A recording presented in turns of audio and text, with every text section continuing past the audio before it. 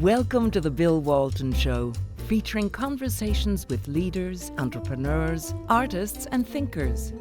Fresh perspectives on money, culture, politics, and human flourishing. Interesting people, interesting things. I'm here with Jay Richards of the Heritage Foundation, a prolific author, great friend, great polymath, knows a lot about a lot of things. That's why he's so much fun to talk with. And we've been talking about how we define male and female, and it's obviously a hot topic today. Now we want to shift to another topic in the insane asylum, which is climate change. Yeah. And the climate change agenda. And you've written about climate in your book. I think it's Yes. It's let me recollect the title. It's something domain. You remember your title? Well, Anyway, it's about the climate. Yeah, it's about the Jump in. climate. Absolutely. And so, and you may not know, I've been interested in this topic actually for decades. And the discussion about gender ideology and climate change are actually related. Here's how they're related. In both cases, we're dealing with an ideology that falls apart on closer inspection, masquerading as careful science. This is something I think from studying the philosophy of science, I'm acutely sensitive to, but is the use of... Say that again. Yeah. Because that's worth people putting into their memory banks. Absolutely. That Say in it both gender, the sort of gender question and the climate change question, we're dealing with a bad ideology masquerading as good science. Okay. And so if you study the history and philosophy of science, you know, you've seen this happen. And so you recognize the same thing with COVID, right? I mean, this is the reason I think some people that just fell for it immediately and others thought, okay, wait, I think the lockdown. Remember when our show on COVID got banned? Exactly. Yeah. No. Thank you. I helped you get your first show. Both, right? Helped us both. But yeah, exactly. You got your first show banned talking about it, right? Yeah. Things that I would be quite certain are now completely uncontroversial. At least should be, right? But at the time, were just outrages. And so you really, really need to understand how to recognize, okay, is this based on real scientific evidence and study and careful consideration, or is this an ideology? Every ideology in the modern world is going to claim to be based on science, because that's the kind of, science is science is sort of the keeper of the public domain. Might have been in the Middle Ages, it would have been the church and the clerics. Science now sort of has that position. So everyone from Marx to the present wants to appeal to science for their ideology. And so climate, the sort of whole climate debate does this as well. Now, of course, there is a climate science. It's a multidisciplinary field that involves everything from solar physics to dendrochronology, which is the study of tree rings and things like that, and various kind of paleoclimatology, all these different kinds of science in which we try to figure out what's happening in the Earth's climate in the past, in the present, and the future, and what might be affecting it. So that's a real science. But let's call it the kind of hysteria over anthropogenic climate change. So the hysteria over the idea that humans are not only affecting the climate, but are affecting it dramatically and destructively. That is just simply not based on a fair and honest assessment of the evidence. Well, I love the way you've attacked it in your book, because I guess I love it because it's the way I think about it, which is, number one, is the Earth warming? Yep. Number two, if it is warming, are we causing it? Mm-hmm. Number three, if the Earth is warming and we're causing it, is that bad? The fourth one is, if the Earth is warming and we're causing it, and that's bad, would the proposed solutions make any difference? Yeah. And then there's the question: what should we do instead? Because the answer to number four is no. The Paris climate doesn't protocol get you there. It's just not going to do a darn thing. And all these crazy proposals for carbon zero by 2035 or whatever. It's impossible. It can't help happen. me out. What's carbon zero? Because the idea of carbon, what's net neutral? Is that the same thing as carbon net zero? Net neutrality had to do, with of course, with internet policy. Net zero or carbon zero is just the idea that you're going to reach a stage in which we're not adding any carbon dioxide to the atmosphere, and so maybe we're not removing it, but we're not adding any. Now the problem is that CO2 is a product of combustion. It's sort of a product of almost all of our industrial activity. And so to transition to a form of energy or energy resource that does not release any CO2, it's going to have to be something completely different than what we're doing. And it's not going to be so-called renewables like solar or wind. First of all, because those are fabulously expensive, they're intermittent, and they themselves, to maintain and to build, require a lot of use of hydrocarbons. Well, I want to get to your 1, 2, 3, 4. Yes. But I do want to. I think I can't. It dawned on me, I don't know, a couple months ago, that for all this obsession with climate change and CO2 and the Earth warming, that the solutions, if it's wind and solar, are massively destructive of habitat, absolutely. massive destructive of species, Yes. and are anti-human. And are anti-human and pro-China. And pro-China. Yeah, it's just like everything bad. So they run the table. Yes, exactly. And so you can see why certain people would like us to imagine we're going to solve this problem. If you're President assume Xi. it's a problem, right? Yeah, exactly. Now, the way I say that, there's some people that sincerely believe that this is a catastrophe, and you can tell that they're serious because they recognize the problem. They say, okay, well, I think we've got to pivot away from using hydrocarbons. What's the live alternative? Nuclear power.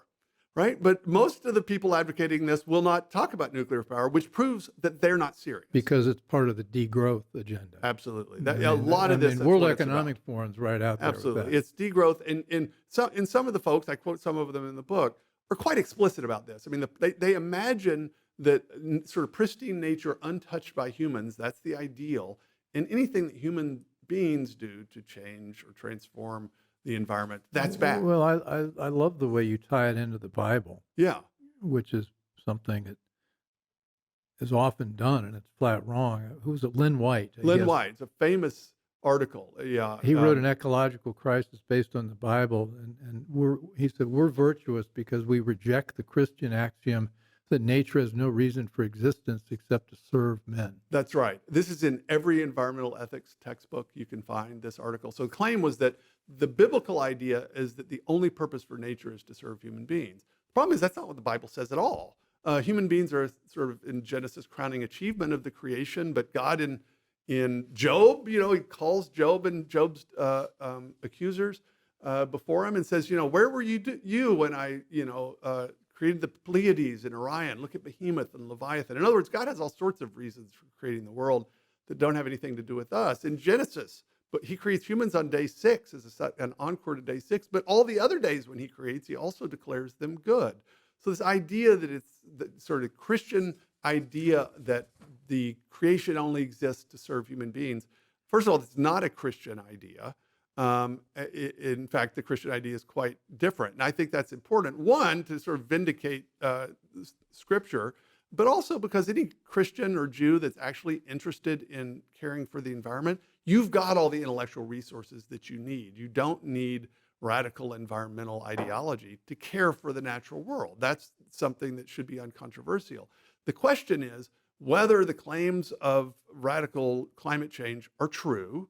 And then as I ask the questions, what's happening? What's causing it? Is it bad? And what should we do about it? Those are separate questions that could have separate answers. And you've written here, the environmental movement goes far beyond just the environment and treats human beings as the problem. Absolutely. John Kerry was at a conference last week or 2 weeks ago, and he actually said, we could do a lot to solve the CO2 problem if we stopped farming. Yeah.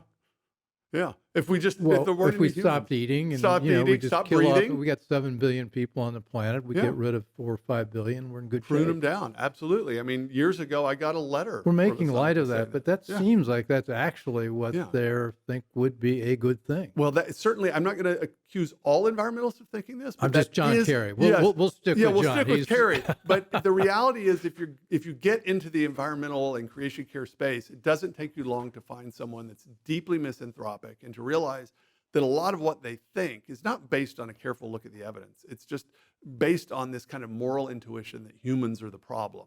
And to solve the problems of nature, we need a lot fewer humans. Okay, number one, is the Earth warming? Is the Earth warming? So the question here depends on from what baseline. So if we're talking about is the Earth warming since 1000 AD, if you were to sort of look at that trend line, look at the best evidence, doesn't look like there is. In fact, it's probably slightly warmer on average on the Earth's surface around 1000 AD because of the so-called medieval warming period.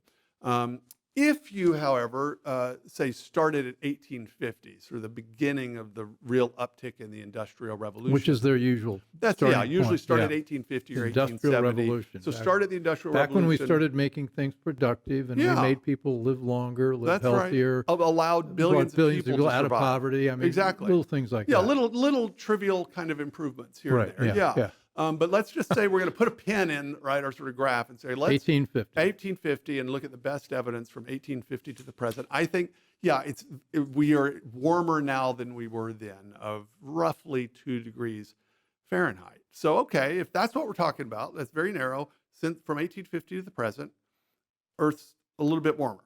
I think, okay, fine. 2 degrees Fahrenheit. 2 degrees centigrade. Fahrenheit, centigrade. 2 degrees Fahrenheit. Okay. Yeah. So less than that, obviously. Centigrade. Yeah. So continue. So the second would be, are we causing it? That's a separate question, right? So you can observe something. You can observe polar bears looking for places to swim or whatever. You can say, well, okay, this seems to be evidence that the Earth is warming. That doesn't tell you what causes it. Is it change in sunspot cycles and magnetic features? Is it something we're doing? Is it some other thing we don't know about?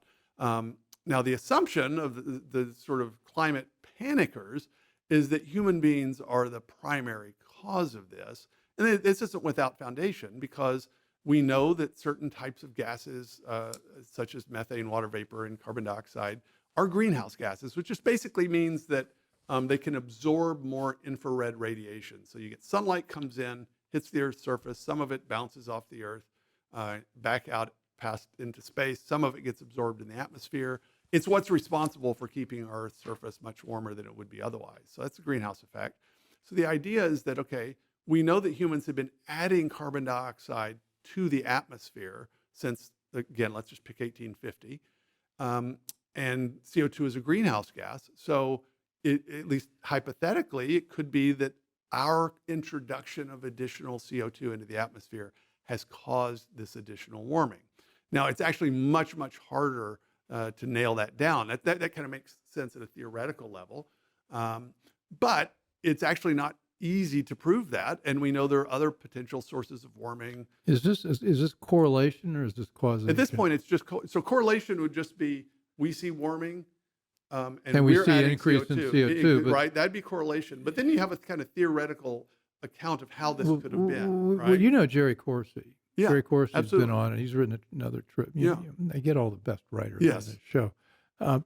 He points out that we're right now at about 420 parts per million. Yeah, billion. Yeah, Billion. or parts per million. You're right. You got it. And that's just an infinitesimal amount of the atmosphere. Yeah, Most it's of a it's trace oxygen. gas. And so the idea we've got this trace gas, which is driving all this change, when it could be the sun, it could be the Earth's rotation, it could be all sorts of things that are happening.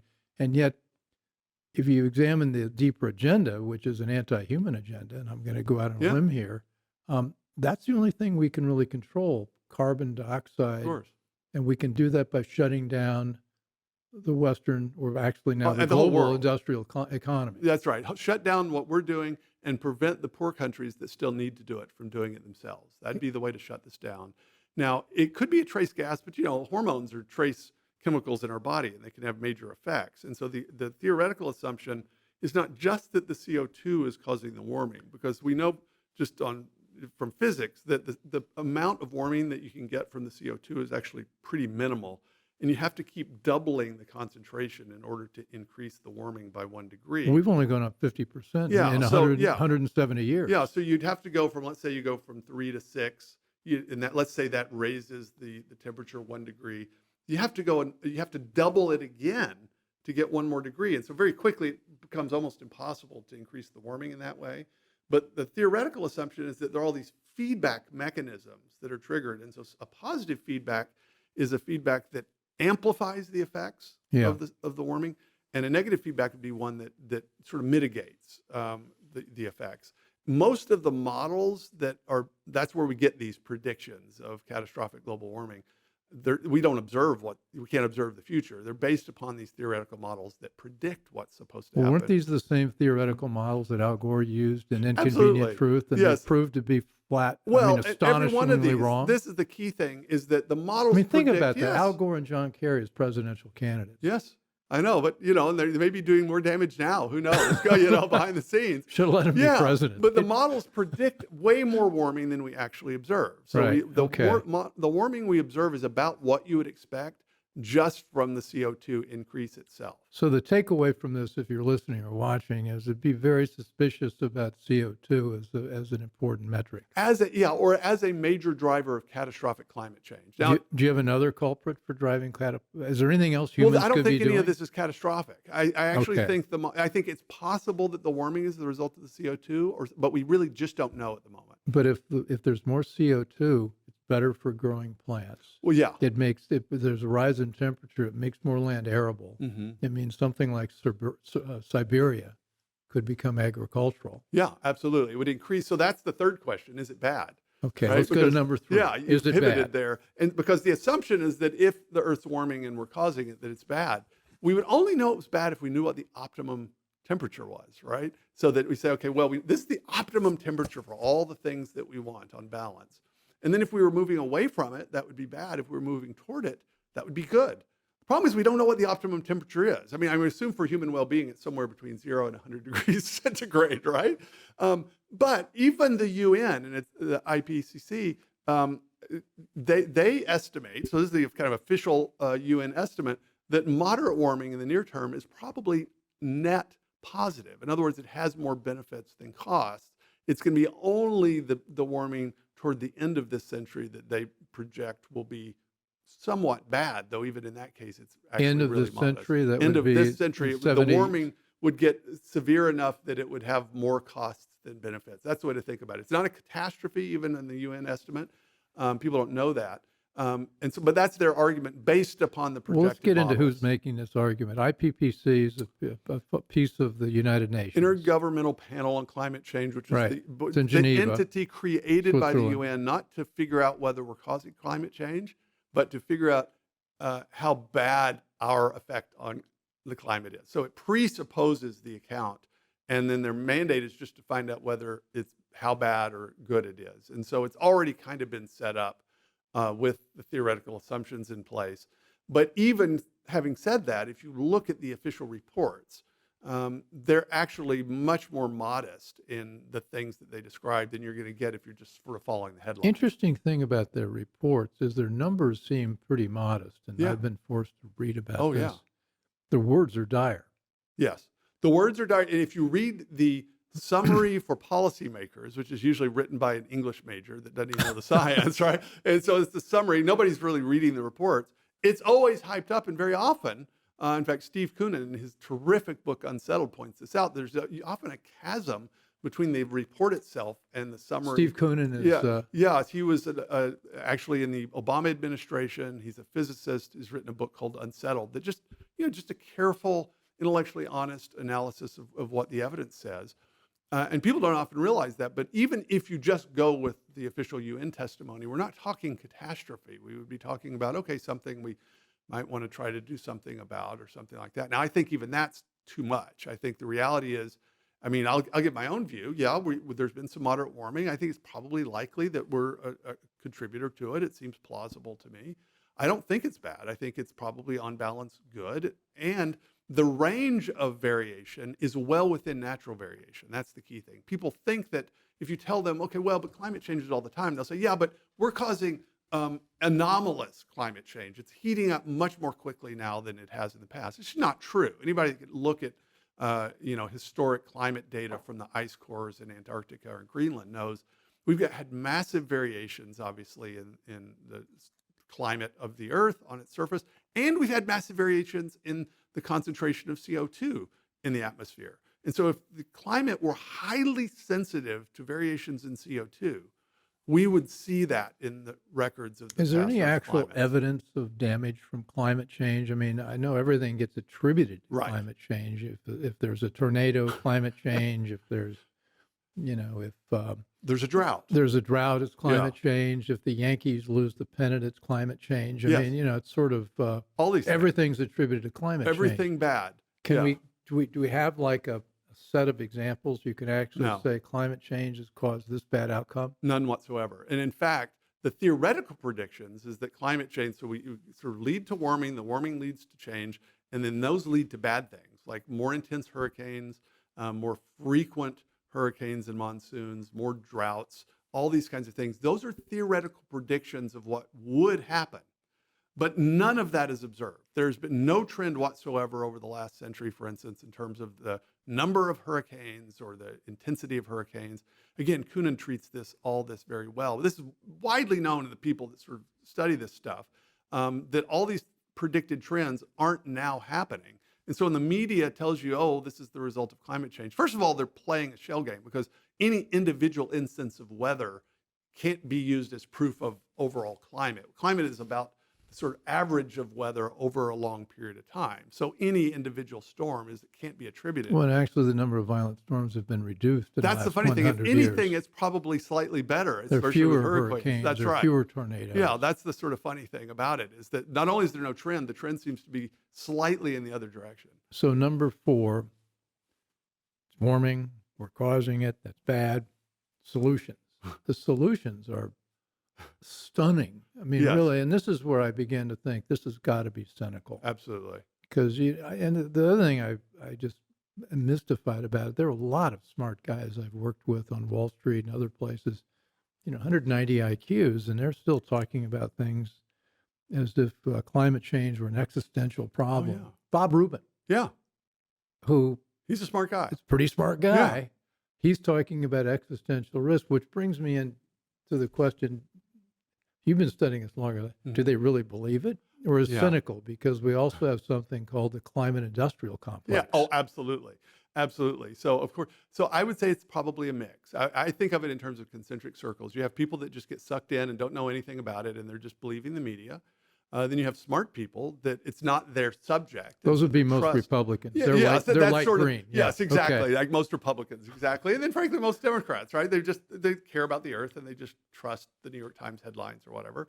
And then you've got some people that are sort of true believers and do think it. I think there's some people that sincerely believe this, though they're usually much more nuanced because they know the details are complicated.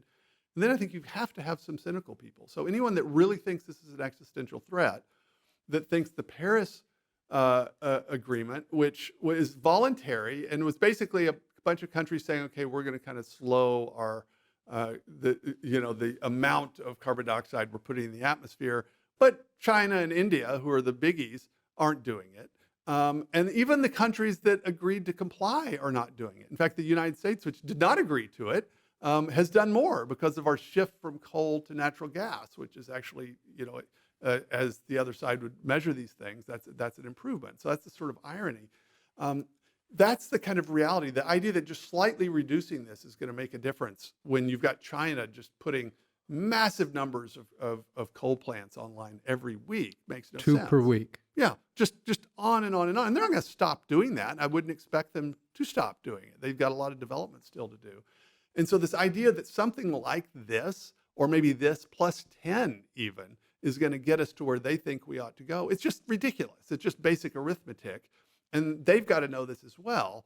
And so the fact that they're not saying we need to do everything we can to make our electrical grid nuclear rich, right? We need to be building nuclear plants as fast as we can. The fact that they're not saying that tells me that at some level they're just cynical and know this is a power game rather than about actually saving the earth. Well, and I get the name of these egregious bills in Congress. What is it? The Inflation Reduction Act. Do I have that right? Right. It did nothing. It exacerbated inflation. That's right. But where that money went is, to me, the most interesting and upsetting part. Most of it, big chunks of it went. I think there's a $400 billion climate fund, Yes. which is going to be run by John Podesta. I mean, some of this stuff you almost think has got to be made up. And right? another half a trillion dollars of climate subsidies. Yeah. Who's that go to? It goes to Goldman Sachs. It Sure. goes to wealthy investors Of course. and the left. Yeah. And now you've got the Biden administration wanting the American people to pivot to electric cars by 2030 and 2035 at a rate that's just simply impossible. I mean, a pivot's it's not a pivot, it's a shove. Electric trucks. Yeah, exactly. And the military wants electric tanks. Yeah. You Now, know, you can where they plug them in well, Ukraine. you got to It's plug not them clear. in. Yeah. I mean, this is the problem. And so it's not really fixing the problem. Like, it's like, okay, fine if you want an electrical car, but if the grid is still using hydrocarbons, you're just transferring the place where the hydrocarbons are being used. So people that are telling me we need to all drive electric cars, but they're not actually doing anything to change the electric grid realistically by adding nuclear. I mean, it's just not serious. I mean, I don't know what else to say about it, except it's just absolutely absurd. So even if you think the Earth's warming catastrophically, we're causing it, and it's bad, there is no reason to think that any of the kind of political solutions on offer will make any difference whatsoever. And so the question is, if you're worried about it, what's the best thing to do? And I argue the best thing to do, even if you're worried about it, is to help people to adapt. Because the richer you are and the wealthier a country is, the easier it is for them to adapt. It's always going to be an increase in the cost of energy or a change in the climate or the local atmosphere. That's going to affect the poor the most significantly. And so what we should want is poor countries to develop, even if that means using, as it will, more hydrocarbons in the near term. And then the bonus to that is that once people get wealthy enough, they start caring a lot more about the climate than they do when they don't know where the next meal is coming from. Well, but why should you care about climate if you don't have enough to eat? Absolutely. Yeah. You shouldn't. But you mentioned China. I mean, China is a massive beneficiary of this. Absolutely. If you wanted to develop an agenda to impoverish the people that they would like to rule, Yeah. this would be it. This And would be perfect. but it's interesting. China's a lot shrewder about their agenda than we are. They are. They've got the Belt and Road Initiative. Yes. They're very. They've thorough. gone around the world. They've helped with infrastructure in South America, Central They're America, giving Africa. loans to develop coal plants that the IMF and the World Bank will not give. So China's giving loans to developed world Well, countries. that's the bite. Perfect. Those are the two subsets. So Yeah. if you look at the NGO or the World Bank, the International Monetary Fund, Yeah. all kinds of strings attached. In the first place, Absolutely. they want the country to be equity driven, Absolutely. and they want They they've want got- they want education to be suffused with gender ideology. and they It's want all you there. flying the flags to Absolutely. celebrate that. Yeah. Yes. And Absolutely. then one of the other things they want is they want climate-friendly development, which Yeah. means wind and solar. That's and if right. you're in Africa or Central America, you're asking, "Are you kidding? We've been Can we trying." get electricity everywhere, can we please? try- Can Absolutely. we try a little diesel generator No, maybe for Absolutely. the village? So we're offering things that they don't want. China's offering what they do want, and Yeah. China's winning this this competition. Absolutely. And then the other piece of this is that the move toward car batteries and solar panels massively benefits China because they've got access to a lot of the rare earth minerals and lithium and the things that we don't want to either don't have or don't want to mine here. So if this were like a Beijing conspiracy of the People's Republic of China to get the West to destroy itself economically and then to transition to a type of energy that will benefit them massively, it would look exactly the same. I don't actually think this is a conspiracy. I think this probably is mostly cooked up by Westerners, unfortunately. They're just but it might taking as well advantage be. of it. Yeah, but Yeah. it might as well be. It might as well be a conspiracy. This is how it would look. Well, I want to set down my marker, though. I really do care enormously about the habitat and species. I've got 75 absolutely. acres out on the side of a mountain, and we've got it's fantastic. And this climate, this wind and solar is insane. It's the disaster. It takes 500,000 Yeah. pounds of minerals to create a 1,000 battery Yeah. that goes into a car. And where are those mines going to take? They're not going to dig in Connecticut. No. It's going to be child labor in Africa, and it's going to be China and places like that. It's just the worst thing you can think of. This idea that you care about birds, and so you want to put a bunch of giant guillotines in the air everywhere. I'm not following the logic. My favorite, and I use this too much, in California, they call wind farms, I think, condor, the eagle. Oh, yeah. Condor Cuisinarts. Oh, yeah, it's depressing, but that's the reality. And the other thing is that, as you said, Bill, people that actually care about these things, they need to disentangle that care from the climate change agenda because it sucks all the air out of the room and actually prevents us from focusing on things that actually benefit We the have environment. real habitat issues, Yes. real species, real Absolutely. environment, real rivers, all sorts of things we need to Yeah. be mindful of, but it's not. That's how I got into this initially. I honestly Yeah. thought, oh, it's about that. It turns out it's about something else. Well, Jay, we've got a lot of work to do. Yeah. We do. We've got to get the word out, and you're doing it. If you're not too weighed down by your new title, that's impressive, though. That's a big operation. I'm really. It's terrific. You're And- able to do a lot of good from there. Oh, it's terrific. I'm just so excited about the stuff Heritage is doing. It's Yeah. great to be part of the team. Yeah. Well, this is great. So this has been the Bill Walton Show. I've been here with Jay Richards, a brilliant assessor of all things. I don't know what economic, cultural, and All things moral. depressing. Yeah. And hope you've enjoyed the show. We, as you know, we like to produce shows you like, and would love to hear your comments on our Substack page and also on our website, which could be reached at BillWaltonShow.com. Please send us your ideas about shows and people and topics you'd like us to get into, and we will do that. And as always, you can find us on all the major podcasts and other video platforms like Rumble and YouTube and Substack and CPAC now on Monday night. And you can find Jay Richards at Heritage. Heritage.org. And your J.Richards Yeah, and actually my Twitter is at Dr. J. Richards. Great. Okay. Anyway, so thanks for joining, and we'll be back again with hopefully something else that you will like as much as I like this one. Thanks, Jay. Thanks, Bill. I hope you enjoyed the conversation. Want more? Click the subscribe button or head over to thebillwaltonshow.com to choose from over 100 episodes. You can also learn more about our guest on our Interesting People page. And send us your comments. We read every one, and your thoughts help us guide the show. If it's easier for you to listen, check out our podcast page and subscribe there. In return, we'll keep you informed about what's true, what's right, and what's next. Thanks for joining.